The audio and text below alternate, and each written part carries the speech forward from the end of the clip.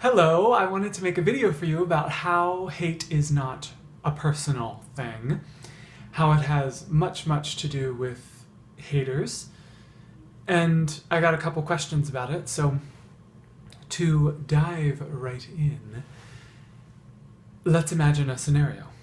This is how it might happen, and I'm just taking one idea, one example out of imagination, but typical scenario. So little Freddie is over at a friend's house, or he's at his own house, and he's playing with his cousin. His cousin's a girl, and she has My Little Ponies. And Freddie starts to play with My Little Pony, because they're cute, and they're purple, and pink, and pretty awesome. And so he starts playing with My Little Pony, and no. This is not good.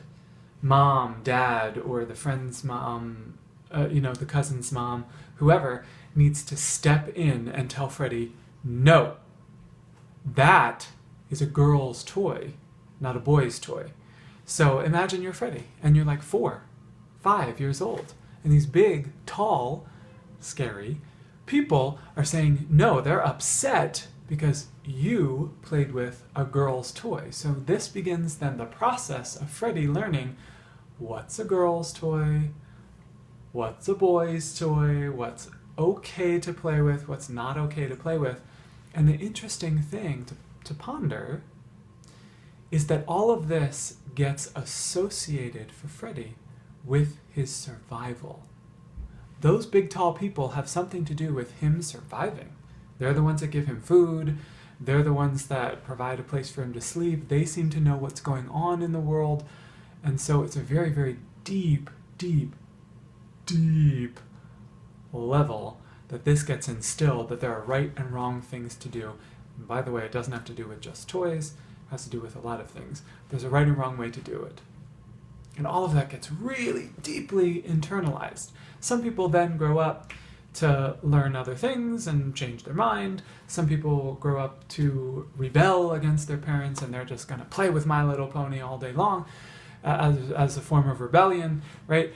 But in this scenario case, this haters case with Freddie, it's more that gets so intensely internalized, he believes it on such a big survival level, that then he comes across people like myself. And it is disturbing to him, really upsetting.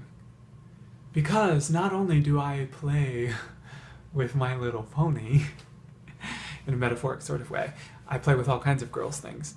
Not only do I do that, but I have zero fright, zero shame about it. I'm not afraid.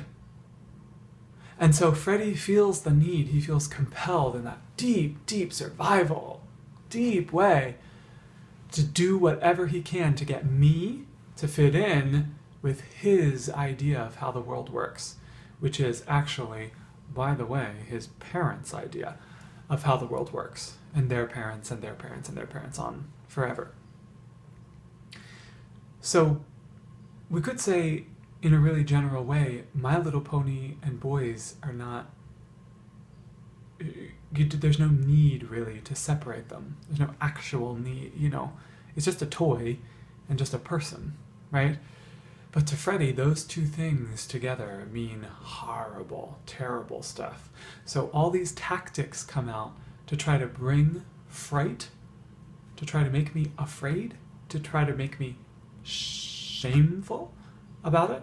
And that goes all the way from disapprovingly looking at me, on a spectrum, all the way up to physical violence. All these tactics to get me to believe what he believes, to get me to do and live the way that he wants to live. So in that way, it's all him. It's all him.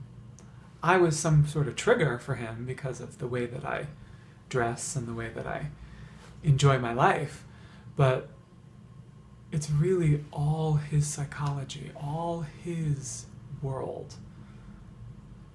I hope this helps. Thanks. Thanks for watching.